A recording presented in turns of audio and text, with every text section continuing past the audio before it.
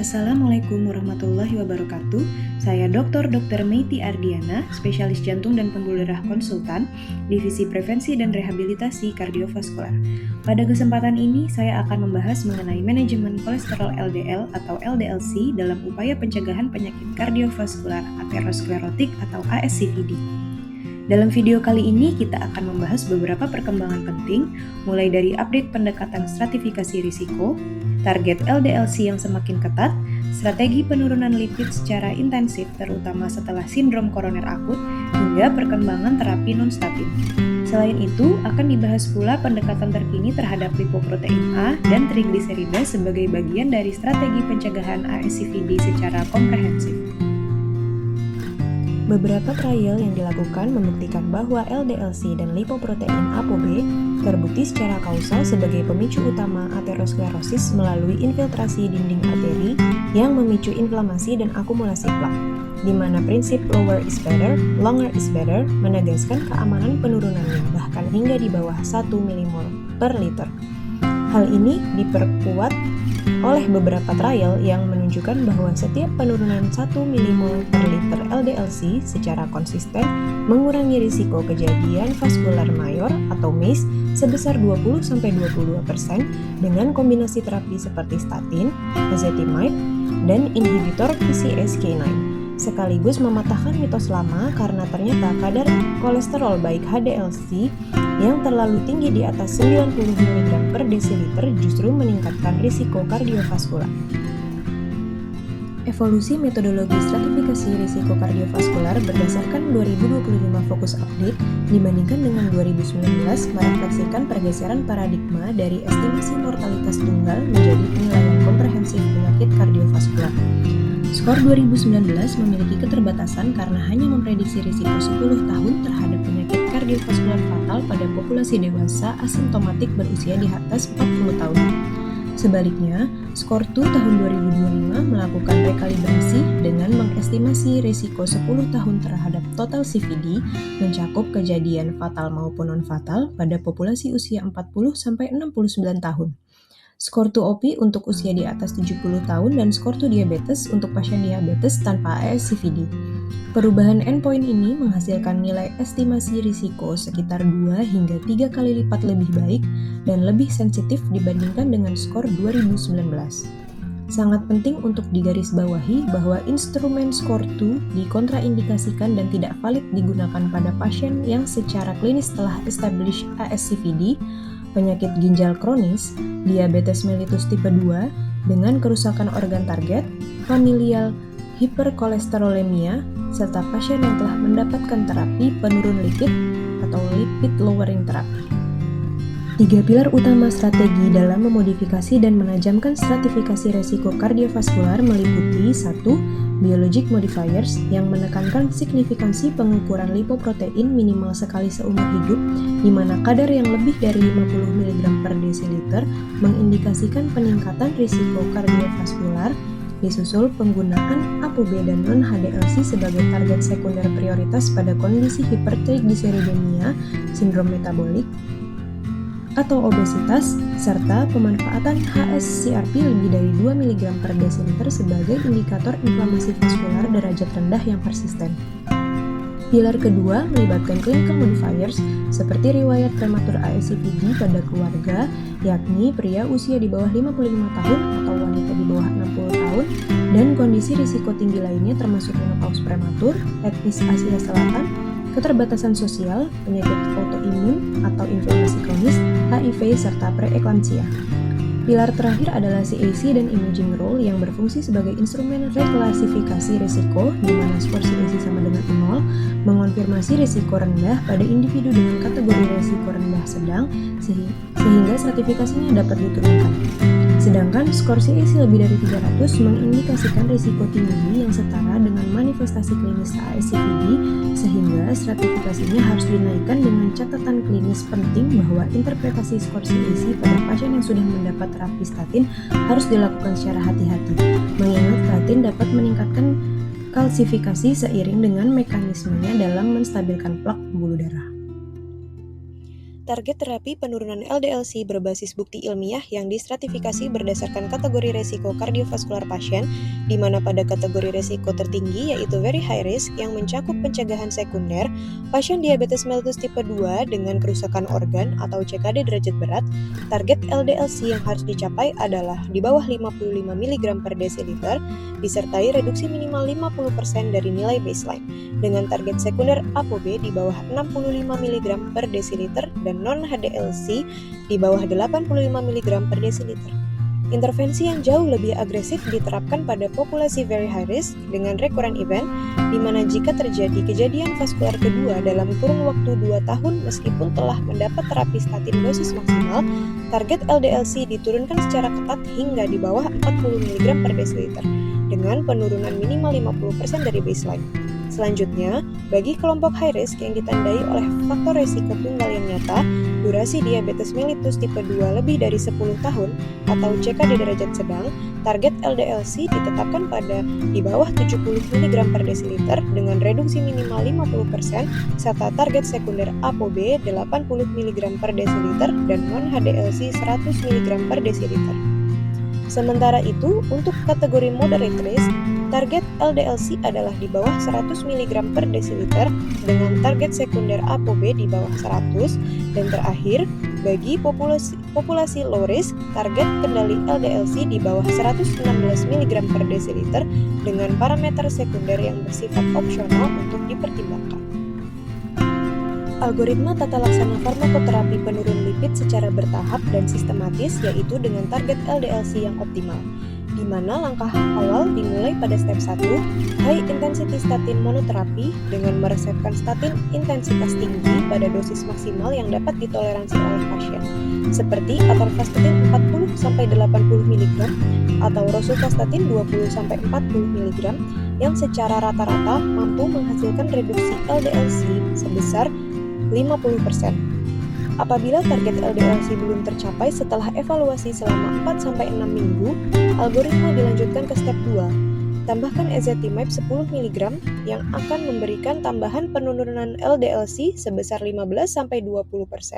Selanjutnya, bagi kelompok pasien kategori very high risk yang tetap belum mencapai target terapi, step 3, tambahkan PCSK9 atau bempedoic acid direkomendasikan sebagai kombinasi lanjutan, di mana penambahan PCSK9 monoklonal antibody seperti evolocumab atau alirocumab mampu menurunkan kadar LDL-C lebih lanjut sebesar 50-60%.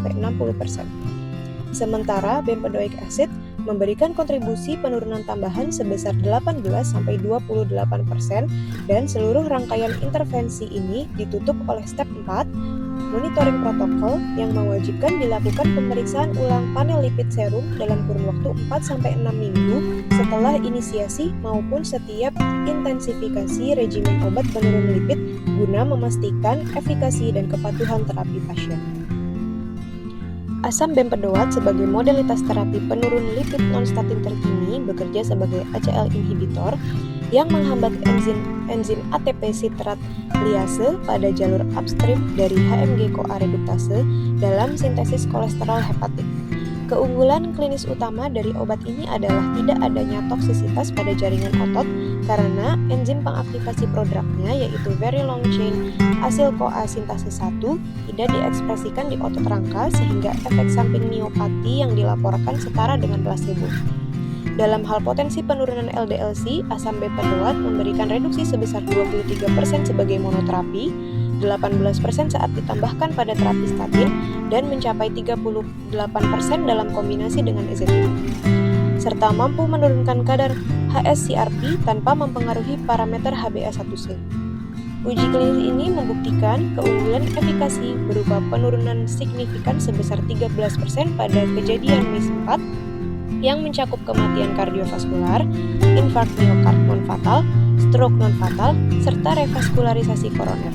Meskipun demikian, dari segi profil keamanan, perhatian klinis tetap harus diarahkan pada peningkatan risiko hiperurisemia atau GERD, kolelitiasis, peningkatan enzim transaminase hati, elevasi ringan trombosit, serta perubahan fungsi renal. Komparasi klinis serta posisi terapeutik dari dua agen biologis penurun lipid terkini yang diawali dari profil inclisiran sirna selaku small interfering RNA dengan pemberian dosis injeksi subkutan pada hari ke-0, bulan ketiga, dan dilanjutkan secara berkala setiap 6 bulan menghasilkan penurunan LDL-C sebesar 50%. Walaupun secara outcome status, uji klinis luaran kardiovaskularnya seperti Orion 4 dan Victorian 2P masih berjalan sehingga belum dikategorikan sebagai obat yang outcome proven.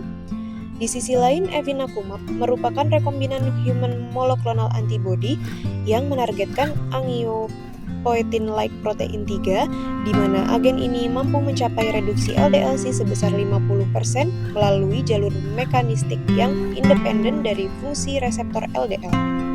Komparasi ini bermuara pada clinical takeaway krusial, yakni penegasan bahwa penurunan kadar LDL-C secara terisolasi tidak secara otomatis setara dengan pembuktian penurunan outcome kardiovaskular, sehingga rekomendasi panduan praktik klinis saat ini menginstruksikan untuk tetap memprioritaskan modalitas terapi yang telah terbukti menurunkan mortalitas kardiovaskular dan insidensi MACE seperti statin, ezetimibe, dan PCSK9. Pergeseran paradigma penting dalam penata laksanaan pasien sindrom koroner akut, di mana pendekatan bertahap lama yang lambat, dimulai dengan statin saja di rumah sakit lalu menunggu 4-6 minggu untuk evaluasi dan titrasi bertahap, kini ditinggalkan. Karena periode 12 minggu tersebut memiliki risiko rekurensi yang sangat tinggi. Berdasarkan pembaruan 2025, kita beralih ke terapi kombinasi dini dengan langsung memberikan kombinasi statin intensitas tinggi dan ezetimibe sejak hari pertama di rumah sakit. Rasionalitas klinisnya yaitu karena risiko kejadian vaskular berulang berada di titik tertinggi pada tahun pertama pasca ACS, sehingga menunda terapi penuh terbukti terlalu berbahaya dan kita harus menurunkan kolesterol sejak hari pertama rawat inap demi keselamatan pasien. Tata laksana untuk lipoprotein A dan hipertrigliseridemia, di mana pada panel lipoprotein A ditegaskan bahwa kadar lebih dari 50 mg per desiliter terbukti meningkatkan aterogenesis sehingga screening seumur hidup wajib dilakukan minimal 1 kali. Sekaligus membantah mitos bahwa statin meningkatkan lipoprotein A secara bermakna berdasarkan 7 RCT terbaru dan mengkonfirmasi bahwa statin tetap esensial untuk mengontrol beban ApoB. Sementara pada panel hipertrigliseridemia, meski statin tetap menjadi lini pertama, kini terdapat revisi penting dengan hadirnya icosapent etil 2 kali 2 gram per hari. Untuk kadar trigliserida 135 sampai 499 mg per desiliter bersama statin. Serta volanesorsen yang dikhususkan bagi sindrom chylomicronemia familial dengan kadar trigliserida ekstrim di atas 750 mg per desiliter. Tata laksana statin pada populasi risiko khusus dimulai dari pasien HIV berdasarkan REPRIV trial yang kini mendapatkan rekomendasi kelas 1, di mana statin dianjurkan untuk seluruh individu HIV berusia 40 tahun tanpa memandang kadar LDL-C awal maupun skor risiko skor 2 karena terbukti menurunkan MACE hingga 35% dengan catatan wajib mengevaluasi interaksi obat terhadap antiretroviral. Serta pada bidang kardio-onkologi berdasarkan STOP-CA trial dengan rekomendasi kelas 2A yang mempertimbangkan pemberian statin bagi pasien dewasa yang menjalani kemoterapi antrasiklin dengan risiko kardiotoksisitas tinggi demi mencegah dan menurunkan risiko disfungsi ventrikel kiri. Praktik yang harus ditinggalkan berdasarkan rekomendasi kelas 3 karena dianggap tidak bermanfaat bahkan dapat membahayakan pasien.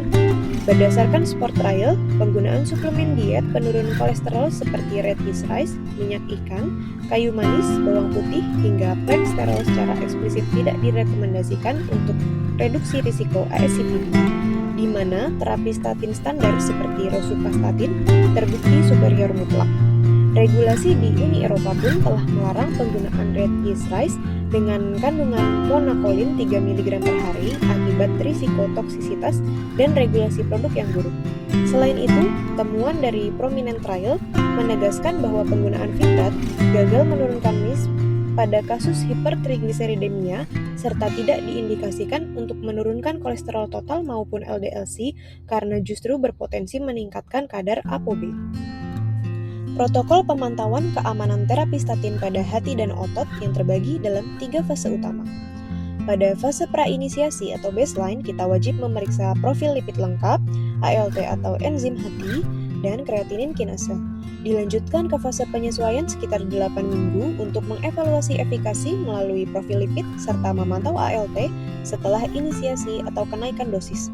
Hingga akhirnya pada pemantauan jangka panjang, pemantauan rutin ALT atau kreatinin kinase tidak diperlukan selama terapi statin sudah stabil, dan pemeriksaan kreatinin kinase hanya dilakukan jika pasien mengeluhkan mialgia spesifik atau muncul faktor risiko miopati baru. Intoleransi statin sejati sebenarnya sangat jarang, di mana sebagian besar keluhan otot yang dilaporkan pasien dalam praktik sehari-hari terbukti secara acak merupakan efek nosebo. Adapun rangkuman dari materi ini dalam tata laksana dislipidemia terbaru yaitu strategi stratifikasi resiko kini diperbarui dari skor menjadi skor 2 atau skor to op untuk memperkirakan kejadian kardiovaskular fatal dan non-fatal pada rentang usia 40-89 tahun dengan ambang kategori risiko baru. Target LDL-C tetap sama seperti panduan 2019 di mana pembaruan berfokus pada penilaian risikonya. Diperkenalkan 2 obat baru yaitu benzodiazepine acid untuk intoleransi statin atau terapi tambahan dan evinapumab khusus untuk homozygous familial hypercholesterolemia, menerapkan prinsip the sooner, the lower, the better pada pasien ACS melalui pemberian kombinasi statin intensitas tinggi dan ezetimibe sejak awal rawat inap tanpa menunda terapi bertahap. Kadar lipoprotein A di atas 50 mg per desiliter ditetapkan sebagai risk enhancing factor pada semua orang dewasa. Icosapent ethyl dosis tinggi direkomendasikan untuk hipertrigliseridemia pada pasien risiko tinggi atau sangat tinggi, sedangkan volanesorsen dikhususkan untuk familial chylomicronemia sindrom berat. Statin direkomendasikan untuk seluruh pasien HIV berusia 40 tahun tanpa memandang kadar LDL-C awal maupun risiko kardiovaskular. Suplemen diet seperti red yeast rice dan fish oil secara eksplisit tidak direkomendasikan karena tidak adanya bukti mengenai manfaat klinisnya. Terima kasih. Wassalamualaikum warahmatullahi wabarakatuh.